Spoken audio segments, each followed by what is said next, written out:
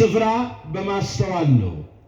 የት ነው ያለነው? እስኪ አንድ ላይ ንገሩኝ። ይሄ ቦታ ምን ተብሎ ይጠራል? ዝም አላችሁ።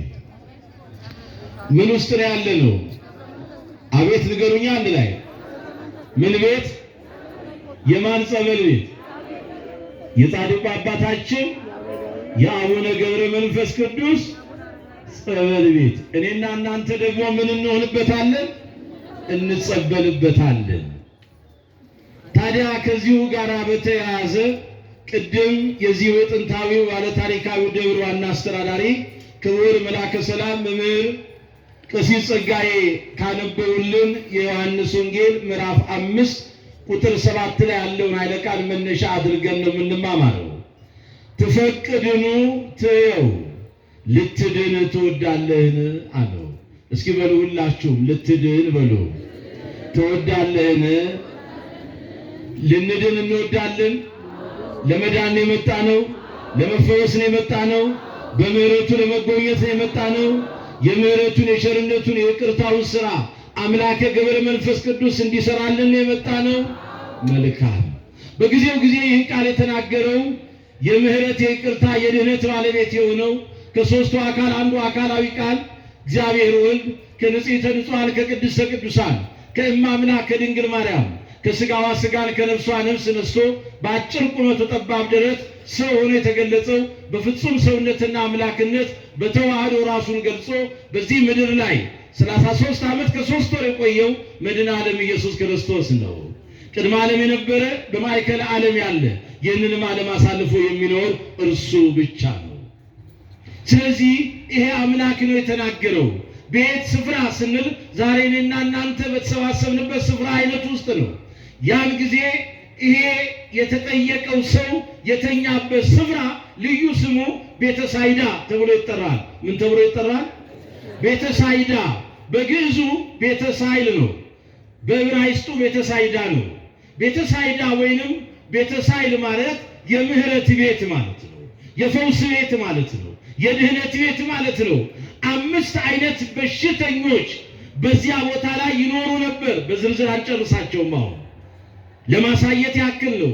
እነዚህ ሁሉ ህሙማን እዚህ ቦታ ላይ መጥተው ይሰፍራሉ፣ በተዘጋጀላቸው ቦታ ይቀመጣሉ። ልክ ዛሬ ጸበል ለመጸበል ስንመጣ ሁላችንም በቤተ ክርስቲያኒቷ ታዛ ስር ተጠልለን በጊዜው ጊዜ ወደ ጸበል ቤቱ እየመጣን እንደምንጸበለው ማለት ነው።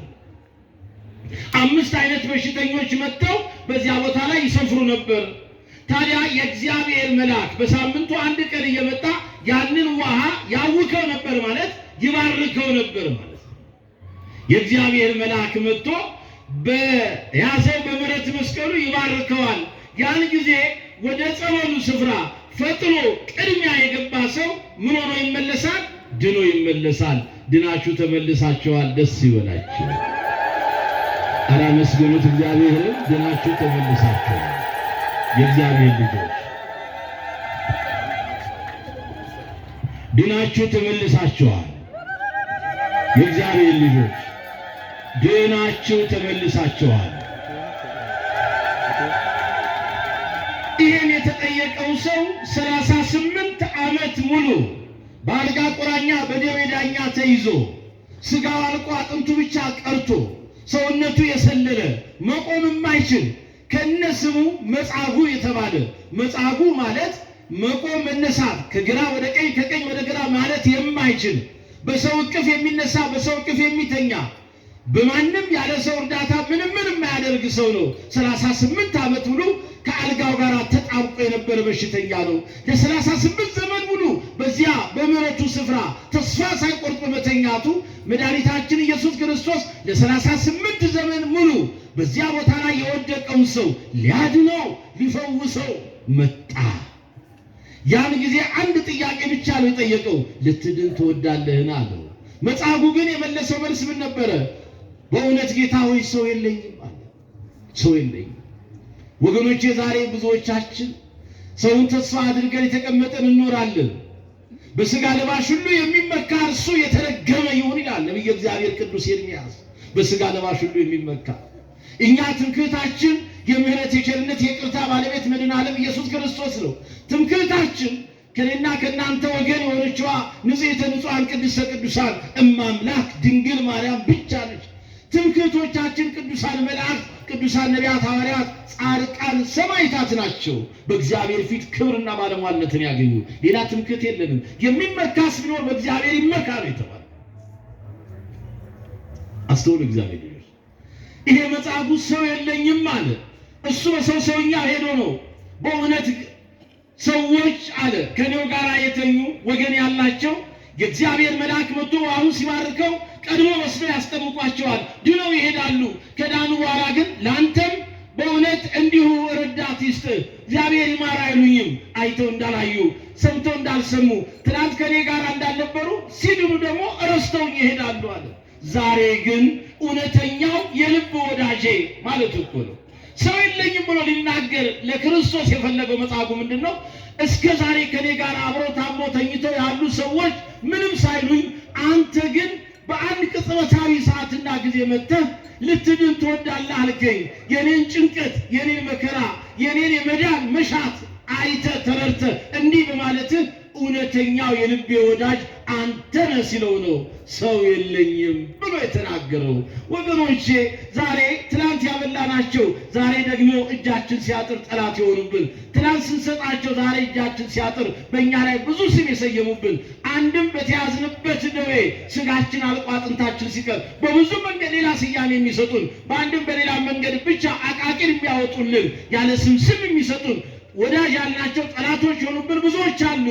ለኔና የእናንተ አምላክ አምላካችን የድንግል ማርያም ልጅ መድኃኔ ዓለም ኢየሱስ ክርስቶስ ግን ከሰው በላይ እሱ ነውና፣ ወዳጅ እሱ ነውና፣ አባት እሱ ነውና፣ መሐሪ እሱ ነውና ወደ መጽሐፉ መጣ። ያን ጊዜ ልትድን ትወዳለህ አለው። መጽሐፉ ብዙ ነበር ያለው። ሰው ፈልጋለሁ፣ ወደ ጸበሉ የሚያስገባኝ ሰው የለኝም እንጂ ብዙ አለ። ያ ሌላ አተታ አለ፣ ወደዚያ አንገባም። ጌታ ግን አንድ ቃል ብቻ ተናገረው ይላል። ወይቤሎ እግዚእ ኢየሱስ ተንስ ንሳራተከ ወሁር አለው። ጌታችን አምላካችን መድኃኒታችን ኢየሱስ ክርስቶስ ተነሳ፣ አልጋህን ተሸከምና ሂድ ወደ ቤትህ አለው ይላል። በሸክም የመጣችሁ፣ በተያዥ የመጣችሁ፣ ጎብጣችሁ የመጣችሁ፣ ግራ ገብታችሁ የመጣችሁ፣ ግራ ተጋብታችሁ በአንድም በሌላ መንገድ የዚህ ዓለም የሕክምናው ሳይንስ ባለሙያ ለተያሽበትና ለተያዝክበት ሕመም ፈውስ የለህም ያለ አጭር ጊዜ ነው ሲባል በጻድቁ አባታችን በዚህ በርዕሰ መናንያኑ በአቡነ ገብረ መንፈስ ቅዱስ ያውን በዚህ በፈረንሳይ አቡነ ገብረ መንፈስ ቅዱስ ታቦተ ሕጉ መጥቶ ከትላንት ከዋዜማው ዕለት ጥር 4 ቀን እዚሁ ያደረበት ማህሌቱ እዚሁ፣ ቅዳሴው እዚሁ፣ ቅዱስ ሥጋው ክቡር ደሙ ተፈቶ ሄደው እዚሁ በዚሁ ቦታ ላይ ታዲያ ብዙ ገቢረ ተአምራት ይሰራል። ግን ለመዳን 3 መሰረታዊ ነገሮች ያስፈልጉናል። ስንት አልኳቸው? የመጀመሪያው የኔና የእናንተ ማመን ነው። እምነት ያስፈልጋል። ለመዳን ምን ያስፈልጋል? ቦታው የታምራት ቦታ ነው። ዕውሮች በርተዋል፣ ለምጻሞች ነስተዋል፣ ጎባጣዎች ቀንተዋል። በሸክም የመጡ በቃሬዛ ማለት ነው ተገንዘው የመጡ ገብረ መንፈስ ቅዱስ ጻድቁ አባታችን አቡዬ ፈተዋቸው ድነው ሄደዋል። ዛሬም ይኸው በዚሁ ጸበል ስፍራ ላይ ያለምንም ካርድ ማውጣት በነፃነት 3ቱን ነገር ብቻ ማሟላት ከኛ ይጠበቃል። ልትድን ትወዳለህ አይደለም ያለው መጽሐፉ? መድኃኒታችን ኢየሱስ ክርስቶስ በዘመነ ሥጋዌው ዋለ ስብከቱ ሲያድናቸው ሕሙማነ ሥጋን በእጁ ታምራት ምን ነበር የሚለው? እምነትህ ንገሩኛ አድኖሃል፣ እምነትሽ አድኖሻል። እምነት ያስፈልጋል። በማን ላይ ማመን? አዳኝ ማን ነው? እሱ አምላካችን መድኃኒታችን ኢየሱስ ክርስቶስ አዳኛችን ነው። እርሱ በራሱ የሚያደርገው የማዳኑን ስራ ደግሞ ለማን ሰጥቷል? በጸጋ ንገሩኛ አንድ ላይ። አረ ዝም አትበሉ። አምላካችን መድኃኒታችን ኢየሱስ ክርስቶስ አዳኝ ነው አይደለም? ፈዋሽ ነው አይደለም? ሁሉን ማድረግ ይችላል አይችልም? ይህንን ግን በጸጋ ለማን ሰጠ? ለመረጣቸው፣ ለወደዳቸው፣ ላከበራቸው፣ ለባለሟሎቹ፣ ለቅዱሳኑ አማን አማን ብለክሙ ዘያምን ቤት ግብረ ዛሬ ገብር ውእቱኒ ይገብር ወዘየዐቢ እምኔሁ ይገብር አለ። እውነት ነው ትላችኋለሁ፣ በእኔ የሚያምን እኔ የምሰራውን ስራ ይሰራል፣ ከእኔ የበለጠ ያደርጋል አለ።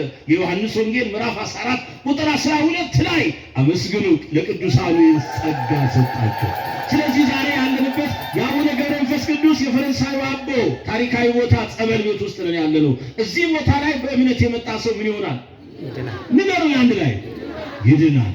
ሁለተኛ ለመዳን ምን ያስፈልገናል? ይሄ አንደኛው እምነት ነው። ሁለተኛውስ ፈቃደኛነት። ፈቃደኛነት ንገሩኛ። ምን አልኳችሁ? አንድ የታመመ ሰው ሆስፒታል የሚሄደው ሰው ሄድ ብሎት ነው? ንገሩኛ።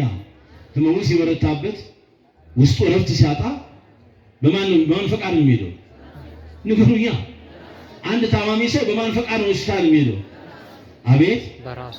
እኛም ወደዚህ ቅዱስ ስፍራ ወደ ቤተ ሳይዳው ወደ ቤተ ሳይድ ወደ ቤተ ጸበል ስንመጣ በማን ፈቃድ ነው መምጣት ያለብን?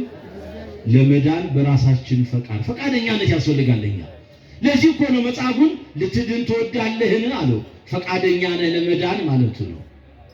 ፈቃድን መጠየቅ ነው። የኛ ጌታ ሲቀጣ አስፈቅዶ ነው፣ ሲመርጥም አስፈቅዶ ነው። ሀይ ለከ ዘይከውነከ ይላል። የምትወደውን ምረጥ ይላል። ምረጥ። ደስ አይልም? ሲቀጣ አስፈቅዶ ነው፣ ሲምርም አስፈቅዶ ነው። ፈቃደኛነት ያስፈልጋል። ምን አልኳችሁ? ስለዚህ ፈቃደኞች ሆነን እንምጣ ወደዚህ ቦታ ለመዳን ፈቅደን እንምጣ። ጻድቁ አባታችን አቡነ ገብረ መንፈስ ቅዱስ በተሰጣቸው ጸጋ በስማቸው በፈለቀው ጸበል ምን ያደርጉናል? አንድ ላይ መስክሩ። ምን ያደርጉናል? ኧረ አይሰማም? ያድኑናል። ማን በሰጣቸው ጸጋ? እርሱ አምላካችን መድኃኒታችን ኢየሱስ ክርስቶስ በሰጣቸው ጸጋ በባዶ ቤት ምንም በሌለበት እንዲሁ በቆም አዳራሽ ውስጥ እንኳን ዛሬ ልክ በዘመኑ ቋንቋ ኮፒ ፔስት እንደሚባለው ሃይላንድ ይዞ ሰብስቦ ይሄ በእውነት ሆሊ ወተር ነው እያለ የሚሰጥ የለም እንዴ? ዛሬ በአዳራሽ ውስጥ ዘይቱን ይዞ ሆሊ ኦይል እያለ የሚሰጥ የለም እንዴ? ዛሬ በአዳራሽ ውስጥ ምንም በሌለበት ራሱን ፈዋሽ ራሱን አዳኝ አድርጎ ልዩ ታምራት አድራጊ አድርጎ የልዩ የታምራት ቀን እያደረገ የሚሰይም የለም እንዴ? ዛሬ እንኳን 562 ዘመን ያለ ምግበ ሥጋ ያለ ሥጋዊ ምግብና ሥጋዊ መጠጥ በዚህ ምድር ላይ የኖሩት ቅዱስ አባት ገብረ መንፈስ ቅዱስ ታዲያ እንዴት ያሳዝናል። ዛሬ እኚህ ቅዱስ አባት እኛ ምንን የመጣ ነው? ፈጣሪ ባከበራቸው መድኃኒዓለም ባከበራቸው በሰጣቸው ጸጋ ነው። ስለዚህ አቡነ ገብረ መንፈስ ቅዱስ ወደ ጸበሉ ስንመጣ ምን ያስፈልገናል? ሁለተኛው የኛ ምን ያስፈልጋል? ንገሩኛ። ፈቃደኛነት። ለመዳን ስንት ነገር ያስፈልገናል? አቤት። ለመዳን መምህር እከሌ አያስፈልጉንም። ለመዳን አጥማቂ እከሌ አያስፈልገንም። ለመዳን እዚህ ቦታ እንዲህ ያለ ተብለህ በተአምራት ጉተታ አይደለም የምትሄደው። ይሄ ኦርቶዶክሳዊ አስተምህሮ አይደለም።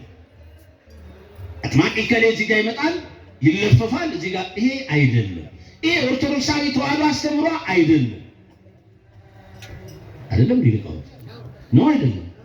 አዎ ይሄ ግን ክፉና መርዝራቱ ምልክትን ይሻል ተብሏል። ይሄው ታቦተ ሕጉ ተመልከት። ያለምንም ፕሮፓጋንዳ ያለምንም ማስታወቂያ እግዚአብሔር በዚህ ቅዱስ ስም ይኸው በቃል ኪዳኑ ጽላት ላይ ስሙ አለ እኮ ስሙ። ለዚህ ስም ነው ጉልበት ሁሉ የሚሰግደውና የሚበረከተው።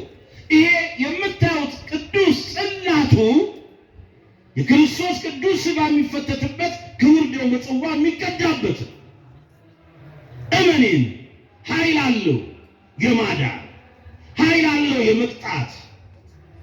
በድፍረት ስትሄድ ይቀጣሃል። ዘመኑ የምህረት ነው የይቅርታ ነው የአዲስ ኪዳን ዘመን ስለሆነ፣ ግን ከብሉይ ኪዳን ቅጣቱ የአዲስ ኪዳኑ ቅጣት ይበልጣል። ይህን አንዱ እምነት ያስፈልገናል። አንዱ ምን ያስፈልገናል? ንገሩኝ እንጂ ሁለተኛው ምን ያስፈልገናል? ሶስተኛው ንስሐ ያስፈልገናል። ምን ያስፈልገናል? እኛ እኮ ነን አሁን በዚህ እንዲህ አይነቱን ዝግጅት ሳንዘጋጅ እዚህ ቦታ ጸበል ሄጄ 5 ዓመት ተቀመጥኩ፣ ምንም ምልክት አጣሁ፣ እዚህ ቦታ እንዲመጣሁ። የኛ ዝግጅትስ ንስሐ የመጨረሻው ነው። ንስሐ ከኃጢአት እንቅልፍ መንቃት ነው። ንስሐ ከኃጢአት ለምጽ መንጻት ነው። ንስሐ ከኃጢአት ቁስል መፈወስ ነው። ንስሐ አስቀድመን ስለበደል ነው ስላጠፋ ነው ጥፋት ተጸጽተን ወደ ማን መመለስ ነው? ወደ እግዚአብሔር በእንባ በቁጭት ስለበደልኩ ስላጠፋው አምላኬ ሆይ ማረኝ ብለን። ስለዚህ ትፈቅዱኑ ትየው ልትድን ትወዳለህ። ዛሬ በዚህ ቦታ የቆማችሁ እግራችሁ የረገጠ ከጸበሉ የተጸበላችሁ ጸበሉን የጠጣችሁም ተረጭታችሁም ያገኛችሁትም ሁላችሁም ድነናል። ለዚህ ያደረሰን አምላክ ክብር ምስጋና ይግባው። ወስብሐት ለእግዚአብሔር ወለወላዲቱ ድንግል ወለመስቀሉ ክቡር። ይቆየን።